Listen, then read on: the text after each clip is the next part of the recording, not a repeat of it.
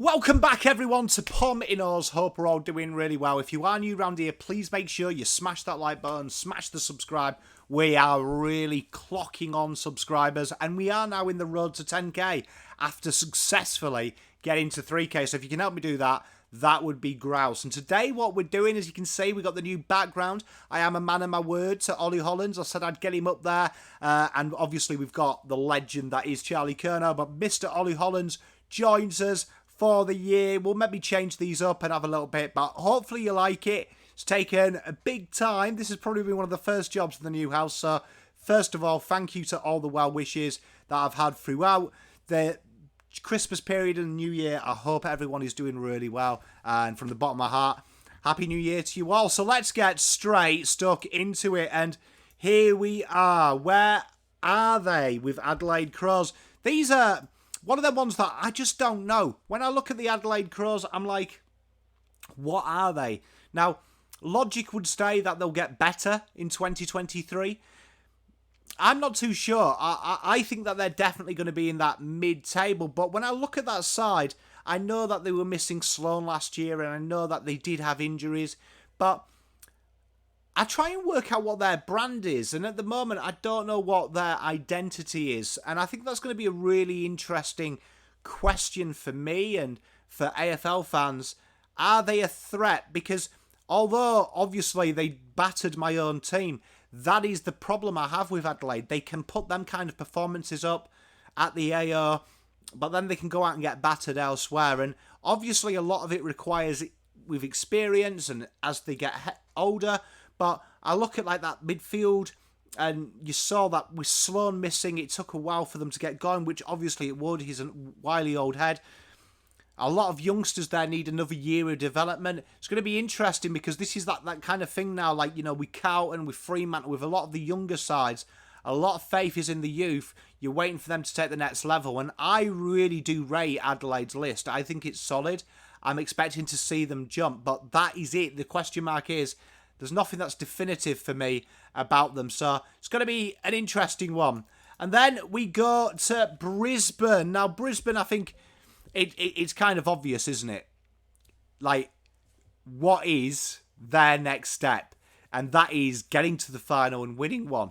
They seem to always be the bridesmaid, never the bride, and they've gone out and they've acquired, in my opinion, players that really do help that and fit that model. I think Jack Gunston was an incredible acquisition and someone that is a big game player, and I think that sometimes Brisbane, as proven this year, they're brilliant throughout the year, a bit like Geelong, but they haven't learned what Geelong do, and that is this year they really had found a way and found that game plan and the changes of the game plan needed to win finals. And I think that's going to be a really interesting one for me, because I think Brisbane, again, are a bit like my criticisms of Geelong a couple of years ago. It's really good in the season, but in finals, it's almost like it's a different game. And that is the big question mark I have on them, and that is one I'm hoping to answer. Hoping that they answer it in a positive and they make it, because I think that team is too talented, and it's almost kind of like, I'd say one of the pillars of rebuilding, isn't it, with Brisbane? You've got to remember, Brisbane and Carlton were in the same position around the same time, and one of them's jumped quicker with that, and it's kind of like the model, isn't it? So it's going to be a really interesting one, that one, and one that I'm looking forward to seeing. Carlton, have they arrived? My team. And this is going to be a good one, isn't it? Because obviously, do you know what I mean, joking apart, we do mock my team, and we do have a bit of a laugh, but have they done it? And I think last season they really started to show signs. We really did show signs that we are a top quality outfit and we can compete with the best in this league. Then you've got the back half of the year, and then all the questions that you probably have about Carlton, even me included as a fan, started to come to the fore. We've had these false dawns. We had the COVID year, 2020, where Carlton were really close in a lot of games and people thought we were going to take the jump, ultimately to slide off a cliff in 2021 and be in the situation now with a new coach, which we did last year. The game plan stacks up.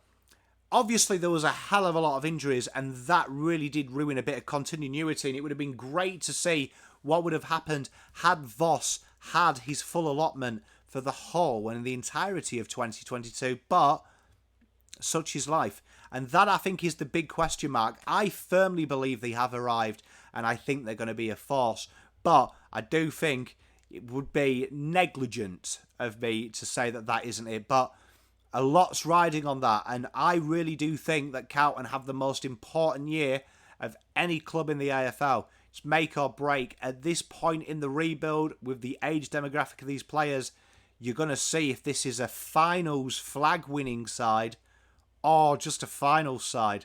And I think you're going to see that in how they play this year. And I think that's so important because it's quite quick. You can become just a final side. And is that worth doing?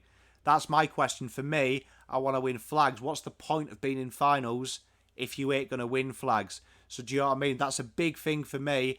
Are we going to be one of them teams that is always the bridesmaid, never the bride?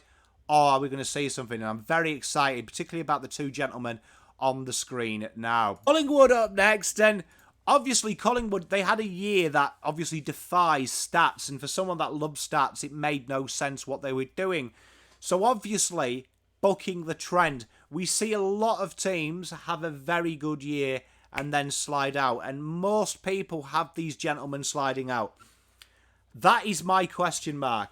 Obviously, a little bit like Carlton, they have to add dimensions and layers to their game plan.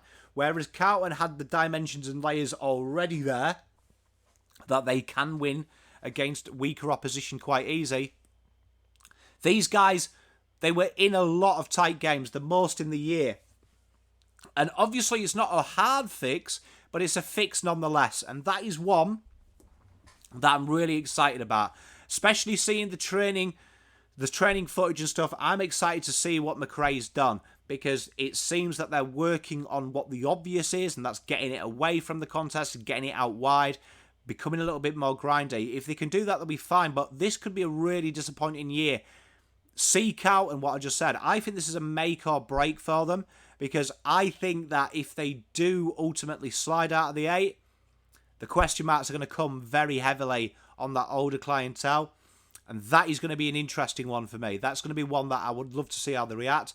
I think Righty over there has done a really good job though. And I don't think it will happen. But I don't think they'll finish 4th. But I think they'll still be in the 8. And we'll hopefully get that dream final between my boys and the Pies. Essendon Football Club.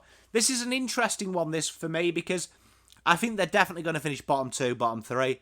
But for me, it's gaining respect. And I thought last year, for me, watching Essendon, even though I hate them, there's always an element of, you see the pride in being Essendon. And you see that there's a bit of a pride for the Guernsey. And even though they're my rivals, I would be sad if they give up. Because I don't understand fans wanting teams to bomb who are their rivals. I want to be the one inflicting the pain on them.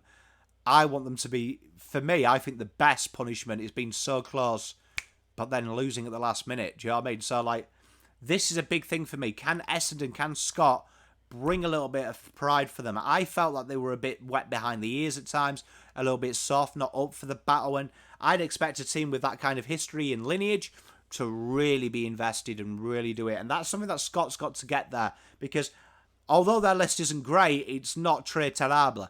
So, do you know what I mean? There is a lot there to work with for Scott, and it's interesting to see with a lot of the young talent they've got there that has been really hyped. If you read the media, they really hype it up. So much so that they were a final side last year.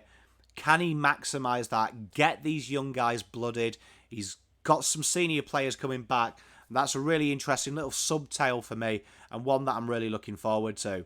Fremantle next, and this one I think is a really good one. I think that they are incredibly talented, and they're like Carlton and a lot of their younger teams at Adelaide, Brisbane, who have gone through that rebuild, and they've got an ultimately talented side. There's still a lot of Ross Lyon about this side, though, for me, where I want to see them impact the scoreboard, tear a team apart, and I don't see that from them. And that's where the question mark for me comes. Talent, does it equal success? Because you look at other sides that have had real good runs at this, and it's just building real solid squads. Look at Richmond 17. They weren't really considered superstars until they won it. A lot of it was talent, and this is where I think Fremantle are. A lot of these guys are incredibly talented, but until they do something, is it going to equal the success? And I think they've got all the munitions that are needed to do damage in this competition and go deep into it. Especially that midfield is really good. So that's the question mark I have on them. Maybe a little bit harsh, maybe not. Who knows? GWS, and this is a really good one for me. What are GWS? Like, they have broken up that list, something chronic. And whether that's their own fault, whether that's the dynamics of the AFL, that's a combination for another time. But what are GWS? Do you know what I mean? You've got to remember, 2 years ago, everyone was blasting that horrendous song. Controversial opinion, the song's shite. Do you know what I mean? But everyone was on that bandwagon. What are they? I don't quite get what they are, what they stand for, what they're about. And I feel like they're really going to slide this year and it's going to get worse. And another team we're going to come on to, I have in the same category. But I want to see what they're about. And to lose players like Hopper, who whenever I tune into a GWS game, he stands out as someone that cares. Taranto, another one that cares. Just has a few more little subplot questions for me. And one that I'm going to be waiting and seeing with them definitely. Geelong, can they go back to back? There's no doubt they've got the talent. They've got the ideas. They're the team to beat, aren't they? But we know it's incredibly hard to go back to back in this competition, the way it works. And this is going to be my question. Suddenly now they're the hunted. And that is a big step up. We've seen teams of the past fail that. They've always seemed to be the hunters. And they've seemed to relish that role and fall short. Now they've got a big target on the back. Now, I guarantee you that they've prepared for this and they are planned. They've had a very good trade period as well, where they've really brought in some youth and freshened that up as well, which I think is integral to it. Can they do it, though? That is the big question. Time will tell. And it's one that I'm excited about seeing being answered. And then we go on to Suns. Where are they at? Like, I look at the Suns and I think, all this energy, all this commitment, all the money ploughed into it, the trades. There has to be a tipping point where they make finals, and I think this is their best chance. I do have them in one of the many teams. I have about 6 teams that I find it hard to make a case for them not to be in the 8, but also could be in the 8 with a good run. And I think the time is now, and this is where I want to say they've had a bit of continuity for a while, particularly in the coaching department, particularly in what their recruitment targets are. It's a very solid list, and I'm expecting to see it, but I want to see what they're about. Do you know what I mean? I want to see that jump, and I feel like they have to take that jump sooner rather than later. Hawthorn, they were incredibly diligent at the trade table. They've gone very hard, and it is now Sam Mitchell's boys, isn't it? He seems to have got everything he wanted, and now it's to see what they're about. And now we're going to really see. Now, I don't expect great things from them. I don't expect them to win a flag. But I do expect to see he's shown a lot of faith in a lot of young players. And kind of knowing what you know about Sam through a candid lens, per se, I expect he would expect that loyalty returned. And I think it's going to be really interesting. We saw them last year that they were great battlers. They were a really grafty side. And that is what I'm expecting again. But I think it's going to be, we know it's tough to win anything with kids, do you know what I mean, without at the risk of doing an Alan Hansen. But I do expect these teams to surprise and not be the bottom 2, bottom 3. I actually think that they may sneak into that 14th, 13th position. And I'm excited to see what it is, because obviously Mitchell has a plan. Hawks have backed him, and I want to see what it's about. But Mitchell's boys, we're looking forward to seeing them in the AFL. Melbourne back to going hunting. Now, we know how splendid they did a couple of years ago when they won the flag, and they were probably the best hunters in the league. They have got that mantle at the back, which at times did feel like it was a poison chalice. Now they've got it. They've been quite aggressive. They've paired the 2 best ruckmen in the comp.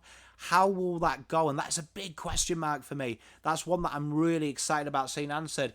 For the last 10 years, haven't we? We've had Grundy and Gorn in our fantasy side. Now we're going to see it on grass, and that's a bit different. As you know, theory, fantasy, grass, 3 different entities, and it's going to be a really interesting one. But I think that the shackles are off a little bit, and they're going to play a bit with freedom. It's going to be very interesting to see how that turns up. Then we go on to North. Now all eyes are on North for the right reasons now. Do you know what I mean? Good coach, very good trade period, real talented bunch of youngsters. How are they going to cope with that, though? Because I feel that the coaches of the past, although not being fit for the job, have kind of got, who the hell are they? Reece Shaw type thing. Do you know what I mean? Noble. Oh, they're young as well. They're learning their trade. The pressure doesn't come. The pressure comes with Clarkson because people are going to expect, Cinderella type stories. And I'm excited to see how that transcends. I don't think they'll be 18th. I really don't. But I do think that they will struggle, obviously. But I expect them to be incredibly competitive. And this is what I really am excited. I think bar a couple of sides, I think even the bottom 6, 4 of them are going to be really competitive and really tough to beat. And it's going to be a real tight league. And North, I just think, I've just got a feeling that, it's hard, isn't it? It's the romanticism of it. But Clarkson's there, all eyes are on them. And that's going to be one that I'm excited to see. Can they answer for me? Port, I felt last year they were all bark, no bite. And I think this side is incredibly talented. And it's one that on paper, it's a lock for the 8, isn't it? It's a lock for the 8. Let's be honest. But why don't they do it? And what happened last year? I know they had injuries, but is Hinckley the man? Have they held on too long? I think this is going to be really interesting. And I actually have Hinckley as the first coach going in 2023, sorry. So I'm really excited about this because I just feel like they don't have that mongrel in them. And at times they showcased it when it didn't really count. Do you know what I mean? So very interesting one. Port are a side that I'm going to be looking for and wondering what happens. Richmond are a really interesting story. For me, they went big. They're a little bit like Chelsea this year. They went big. The door is closing on that Premiership window, and they left it ajar with them 2 big signings with Taranto and Hopper. And I think that's a really interesting thing. They've really bolstered that midfield up. They've gone all in my opinion. And that is going to be interesting because now, for the next year, all eyes are on them. And if they don't make it, that's when you're going to start making them question marks. And we've seen how quickly bad list decisions ruin teams. And this could be one of them cases here. I hope it doesn't happen because I've always wanted to play Richmond in a final. I'm going to be honest, my dream is playing Essendon, Collingwood and Richmond in finals. But I think it's going to be an interesting one. It's going to be an interesting one to see how much that bears fruit. It's going to take a while and it's going to be an intimidating one on paper. But as we know, grass to paper, 2 different entities. St Kilda, this is an interesting one, this. Romanticism. Does it equal wins? It was a very bizarre turn of events that brought Ross, the boss, back to St Kilda. Is it a good idea? For me, my initial gut instinct is no. I think that style of football now is archaic. I think all the teams are very progressive. They're very fluid in transition. They're very fluid in the stoppages. And I think that you kind of saw towards the end of Freo with Ross, teams have moved past. Now, that's not to say Ross may now be the Pep Guardiola of football, and he might have gone away 2-3 years. He's taken something in. Just feels a very romantic thing, and this is my big issue with the AFL at times. We're almost like we're in Bridget Jones's Diary as opposed to a football league. That there seems to be an element of heart and the story, and it's an interesting one. I hope they do well, for my wife's sake, as you know, but I don't see it, and I think they had a really good trade period as well. I thought that the draft they nailed. They brought in a lot of players, and I think that's a talented thing. Is Ross, though, one of them players that stabilises it, gets them to a level, and then they bring another coach in? If that happens and that is the plan, it's genius. I just don't think Ross would be part of that plan knowingly. But it's going to be wait and see for me. It's one that I'm excited about seeing. Anyway, I am excited about seeing it. Sydney were my pick to win it last year. They were my Smokies to win it, and they backed me in. They got to the final. Interesting one, though, with this, because maybe they got there a bit earlier than planned with their list. Now, it's very young, it's very talented. It's one of the best lists in the league for mine. But will they avoid doing a GWS? We've seen this before, where maybe a team has the success a year before, and then they've had a horrible grand final. And you've got to remember that will have taken the wind out of the sails. Now, I think with Horse, he's a little bit of a different kettle of fish to the GWS and Leon Cameron at the time. I think he will take that on the chin and he'll resound them. But this is the question mark for me. They're not going to do the GWS, are they? They are going to bounce straight back and take this as a lesson learned and look forward to it. It's going to be an interesting one for me and one that I'm looking forward to seeing pan out throughout the year. Eagles, for me, these are the wooden spooners, and these are a team that I am incredibly worried about watching. The trade period was a little bit horrific. The draft period didn't really inspire me. And I'm thinking, is this again a bit of romanticism on the Eagles' part? They didn't make the changes at the coaching level. Is this like that romanticism playing a part of it? Because it was obvious to me they needed a change. They've obviously stuck with it. I think it's between Eagles and Port for the first tin tacker coach. It's going to be interesting, but I've got a horrible feeling these guys bottom out. Bottom out in a big way as well. And I'm talking big way, catastrophic. I hope I'm wrong. It's a gut of mine. It's going to be intriguing to see what they do. And we finish with, and this will cheer a few of you up. I know a few of you are the massive Arsenal fans.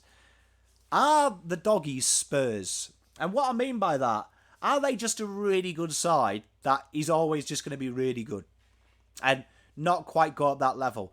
They've lost key parts of this list for me. I think Dunkley is a huge part, and I think part of the Doggies' strength is the fact that they seem to have more rotations in the midfield with elite users than anyone else.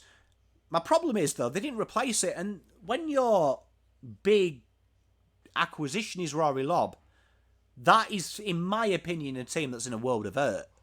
You know what I mean? Like, that's almost as bad as United going out and buying Weghorst for me. Uninspired acquisition. It's interesting. I hope I'm wrong, because Doggies, I'm going to be honest, they are one of the teams that I look forward to watch playing. But for me, I just look at them and I'm like, what are they? What do they stand for? You know what I mean? What do they stand for? They remind me of that. There's a house fire guide, and they're the ones who were just stood out in the garden. They haven't called the police. They haven't called the fire and ambulance. They aren't asking if anyone needs help. Just having a bit of a sticky beak. That's what they remind me of in the AFL context. Hope I'm wrong, but they're my questions. But everyone in the chat, let me know what your question marks for your respective clubs. And you know what? Make it fun. Have a question mark about another club. Try and keep it friendly, though. Remember that they are a fan of that. Someone may answer that who's a fan of that. But let's have a discussion. Tried to be nice here. Maybe been a bit harsh on some, but I don't mean to be. These are just generally my reservations. As you know, I love me footy. So let me know in the comments what you thought of the video. Let me know what you think of the background. Maybe we'll put some polls up of who you'd like. These are interchangeable. Obviously, Ollie's got to stay at least till the bye, I'd say, because it was a man of my word. But let me know in the comments. Till next time, hit that like and subscribe button. Pom out.